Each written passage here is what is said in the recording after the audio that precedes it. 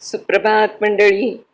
मी नीलिमा पटवर्धन आणि आपण सध्या वाचत आहोत मीनाक्षीताई देशमुख लिखित नेताजी सुभाषचंद्र बोस ही लेखमाला. काल आपण बघितलं की सुभाषबाबू बोलत होते. त्याने राजबाबूंचे तर आभार मानलेच. आता पुढे ते काय म्हणतायत ते आज बघूया. सुभाषबाबू पूर्व आशियातील 30,000 प्रतिनिधींना उद्देशून म्हणाले, माझ्या बंधूंनो, स्वातंत्र्य प्राप्तीसाठी आतुर असलेल्या माझ्या सवंगड्यांनो, गेल्या 2 वर्षांपासून मी जगाच्या कानाकोपऱ्यातून वणवण भटकत आहे. युद्ध परिस्थितीची जवळून माहिती घेत आहे. ब्रिटिश साम्राज्याला आज अखेरची घरघर लागली आहे. माझी जीवननिष्ठा, माझं इमान, माझे प्राण, माझं सर्वस्व भारत मातेच्या पायावर वाहिलं आहे. हे बोलताना त्यांचा स्वर कातर झालेला बघून सारं सभागृह हेलावून गेलं. बंधूंनो, आपण सगळेजण आझादीच्या अखेरच्या वळणावर उभे आहोत. तुम्हाला खडतर प्रवास, अनन्वित अत्याचारांचा सामना करावा लागेल. कदाचित प्राणही अर्पण करावे लागतील. या सगळ्या अवघड आघाड्या पार केल्या तर स्वातंत्र्य मिळायला वेळ लागणार नाही. चला बंधूंनो, उठा, पेटून उठा. या कठीण प्रसंगात, कठीण रस्त्यावरून माझ्याबरोबर चालाल तर गुलामीनं जर्जर झालेल्या आपल्या मातृभूमीची नक्कीच मुक्तता करू शकू आपण. हिकारिकिकांचे प्रसिद्ध प्रतिनिधी नेताजींचं भाषण टिपत होते. ते जपान विरुद्ध काही वक्तव्य तर करीत नाहीत ना, यावर त्यांचा कटाक्ष होता. हिंदुस्थानात यशस्वी क्रांती घडवून पूर्णत्वास नेण्यासाठी हंगामी सरकारची स्थापना करणं आपलं कर्तव्य राहील. रात्री भोजनाच्या वेळी किकवानचे अधिकारी नेताजींना म्हणाले, नेताजी, आपण हंगामी सरकारचा विषय इतक्या घाईनं भाषणात करायला नको होता का? आमच्या निहोन सरकारची तुमच्या हंगामी सरकारच्या कल्पनेला मान्यता नाही. नेताजी कर्नल यामामोटोंकडे बघत म्हणाले, म्हणजे मी प्रत्येक घास घेण्यासाठी आपल्या सरकारची मंजुरी घ्यावी अशी आपली अपेक्षा आहे की काय? तुम्ही विषय काढला म्हणून स्पष्ट बोलतो. इकडे येण्यासाठी विमानात बसण्यापूर्वीच पंतप्रधान तोजोंच्या कानी मी हा विषय घातला होता. एकदा भूमिका स्पष्ट झाल्यावर वेळ कशासाठी घालवायचा? नाराज झालेले यामामोटो जेवणानंतर लगेच लवकर निघून गेले. परंतु नेताजींच्या करारीपणामुळे शहनवाजचा चेहरा अभिमानाने फुलून आला. ते प्रेम आणि दिल्लनला म्हणाले, आता ब्रिटिशांनी आपल्या मार्गात कितीही काटे पेरू देत, जपानने कोणत्याही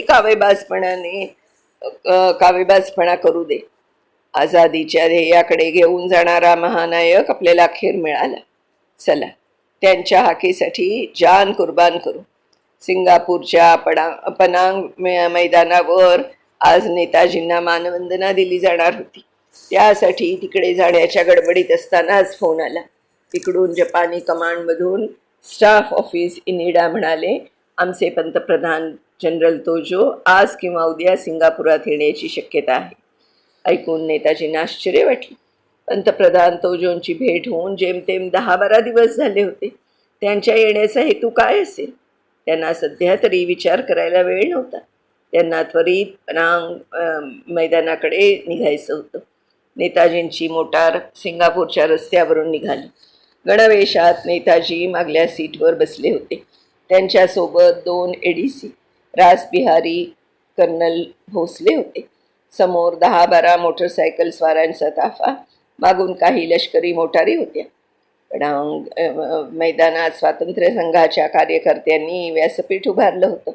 समोरच्या हिरवळीवर 10-12 हजार हिंदी शिपाई आपापली शस्त्र घेऊन लष्करी संचालनासाठी सिद्ध होते.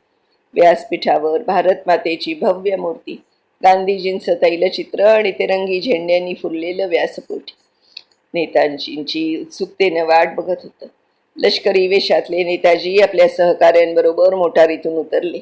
त्याचबरोबर त्यांच्या जयघोषाने संपूर्ण पंडाल दुमदुमून गेला. व्यासपीठावरून नेताजींनी आव्हानात्मक स्वरात विचारलं, बोला, हिंद मातेच्या रक्षणासाठी, मृत्यूला कवटाळण्यासाठी कोणाकोणाची तयारी आहे? त्याबरोबर सैनिकांनी आपल्या रायफली उंचावून साऱ्या पनांग मैदानात घोषणा उमटल्या, चलो दिल्ली, चलो दिल्ली. सलग 5 मिनिटं घोषणा निनादच होत होता. नेताजींचा ऊर गर्वानं भरून आला. दाटल्या कंठानं म्हणाले, मी आज मोठ्या अभिमानानं जगापुढे घोषित करतो की हिंदुस्थानच्या स्वातंत्र्य लढ्यासाठी आमची संग्राम सेना सज्ज आहे. आता ब्रिटिश साम्राज्यांचा अस्त होण्यास वेळ लागणार नाही. त्यांच्या हाती कोणताही कागद नव्हता. जे बोलत होते ते आजवरचा अनुभव, सोसलेले हाल, भोगलेले कष्ट, जे अभ्यासले तेच त्यांच्या मुखातून बाहेर पडत होते. अमेरिकेच्या स्वातंत्र्यासाठी जॉर्ज वॉशिंग्टन लढले ते लष्करी बळामुळेच. इटलीच्या एकीकरणासाठी गॅरिबाल्डी झुंजले ते त्यांच्या पाठीशी त्यांचं बहादूर फौज होती म्हणूनच. आमचा हिंदुस्थान एवढा आवाढव्य असून आमच्याजवळ स्वतःचं लष्कर नसल्यामुळे आम्ही दुबळे पंगू बनलो. परंतु आता गेल्या अनेक वर्षांची माझ्या अंतःकरणातील खळबळ निमाली आहे. आता या आझाद हिंद फौजेच्या बळावर बघा, हिंदुस्थान मुक्त होण्याचा रस्ता मोकळा झाला आहे. एखाद्या ज्वालामुखीतून लाव्हा बाहेर निघावा तसे नेताजींच्या मुखातून भावना वेगाने शब्द स्फुल्लिंग बाहेर पडत होते. माझ्या बंधूंनो, मी तुम्हाला भूक, तहान, खडतर प्रवास आणि मृत्यूशिवाय काहीच देऊ शकत नाही. परंतु दोस्तांनो, तुमचं दुःख, सुख, पराभवाच्या दुर्दैवी अंधकारात मी सदैव तुमच्या सोबत असेन ही खात्री बाळ. नेताजींच्या भावपूर्ण आणि जोशपूर्ण आव्हानानं सारं आसमंत भरून गेलं. त्यांची तडफ, जोश, खोचक शब्द ऐकून सैनिकांना वाटलं आपण लाल किल्ल्याच्या परिसरात जाऊन उभे आहोत.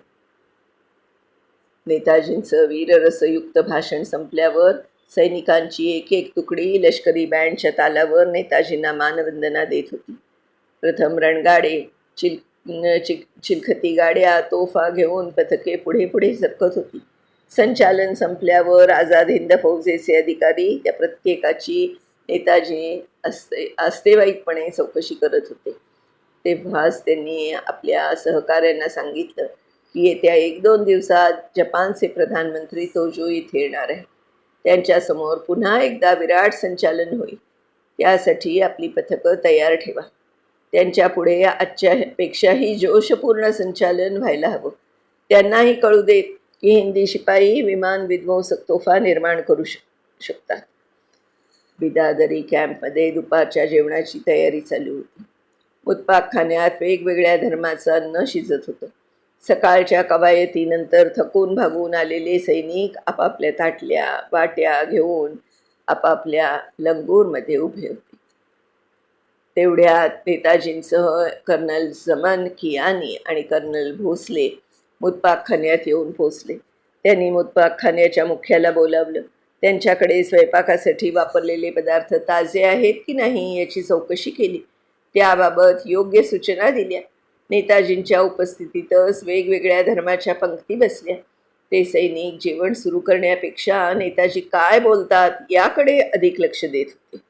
सर्वांना ऐकू जाईल अशा मोठ्या आवाजात नेताजी म्हणाले, मला मनापासून वाटतं की तुमच्या मांडीला मांडी लावून पंक्तीत बसावं. तुमच्याबरोबर असेल ते खावं. हे ऐकताच 3-4 गटांकडून नेताजी, नेताजी इकडे या, आमच्या पंक्तीला बसा असा आवाज आला. नेताजींनी विचारलं, पण कुठे बसू, इकडे की तिकडे? माझी इच्छा तर तुमच्या सर्वांबरोबरच हिंदू, शीख, मुसलमान सर्वांच्या पंक्ती संगतीत बसावं असं वाटतं. कोणीतरी म्हणाले, नेताजी सर्वांकडे 4-4 घास खा. नेताजींचा आवाज वाढला. चढ्या आवाजात म्हणाले, कशासाठी? मी ब्रिटिशांना आव्हान देताना हिंदुस्थान एकसंघ असण्याची ग्वाही देतोय आणि इकडे आम्ही भोजनाच्या पंक्तीलाही एकत्र येऊ शकत नाही. उद्या मृत्यूच्या कराल दाढेत एकत्र कसे येणार? बोला, शत्रूविरुद्ध कशी झुंज देणार? ताटल्या तशाच निशब्द. नेताजींना खूप दुःख झाल्याचं प्रत्येकाला जाणवलं. प्रीतम सिंगांना विचारलं, नेताजी आपण सांगावं, आम्ही काय करावं? समन कियानी म्हणाले, नेताजी आपण फक्त हुकूम करा. नेताजी म्हणाले, मी अखंड हिंदुस्थानसाठी लढावं असं तुम्हाला वाटतंय ना? हो, मग सर्व हांडे एका पातेलीत एकत्र करा. बोकड कसाही कापला तरी जसा काही फरक पडत नाही. परंतु आपल्या उद्दिष्टांचं एक जरी पाऊल वाकडं पडलं तर ब्रिटिश हिंदुस्थानाच्या नरडीवरून कूटनीतीची सुरी फिरवल्याशिवाय राहणार नाही. नेताजी जिंदाबाद, आझाद हिंद जिंदाबाद. गर्जना उठल्या. सर्व भांडी एक झाली. पंक्ती एकत्र बसल्या. नेताजी म्हणाले, यापुढे सर्वांचा खाना एकाच चुलाण्यावर शिजेल अशा आडाभाका झाल्या. नेताजी तृप्त मनाने म्हणाले, अलीकडे कित्येक दिवस इतकं चविष्ट जेवण मिळालं नव्हतं. नेताजींच्या एका छोट्या कृतीनं लष्करातील जाती धर्माच्या सगळ्या भिंती धडाधड कोसळल्या. चलो दिल्लीच्या घोषणेनं सर्वत्र एकत्र बांधले गेले. 6 जुलै 1943ला नेताजींचं व्याख्यान होणार आहे. या सभेचे वृत्त शोनान टाइम्सने छापल्यामुळे दूर दूरच्या भागातून पाणांक मैदानावर स्त्री पुरुषांचा जणू सागरच जमा झाला. नेताजींचं दर्शन व्हावं म्हणून जिथे जागा मिळेल तिथे लोक दाटीवाटीनं बसले. देशोदेशींचे पत्रकार, छायाचित्रकार तसेच विदेशी नागरिकही व्याख्यानाला आले होते. अनेक हिंदी स्त्रिया आपल्या तान्ह्या बाळांना घेऊन आल्या होत्या. सुमारे लाखाच्या वर लोक जमा झाले होते. स्वागत गीत, देशपर भक्तिगीत झाल्यानंतर नेताजी बोलायला उभे राहिले. ते फौजी पेहरावात उठून दिसत होते. त्यांनी बोलायला सुरुवात केली. आपण आपला देश का सोडला, कशा कशा संकटांचा सामना करत इथपर्यंत येऊन पोचलो, याची थोडक्यात हकीकत ऐकून म्हणाले. काय म्हणाले पुढे ते आता आपण पुढच्या भागात बघूया मंडळी. तर तोपर्यंत मी निलिमा पटवर्धन आपली रजा घेते. नेहमीप्रमाणेच मीनाक्षीताईंचे खूप अगदी मनापासून आभार मानते आणि उद्या भेटीच्या बोलीवर आपल्या सगळ्यांचा निरोप घेते. धन्यवाद.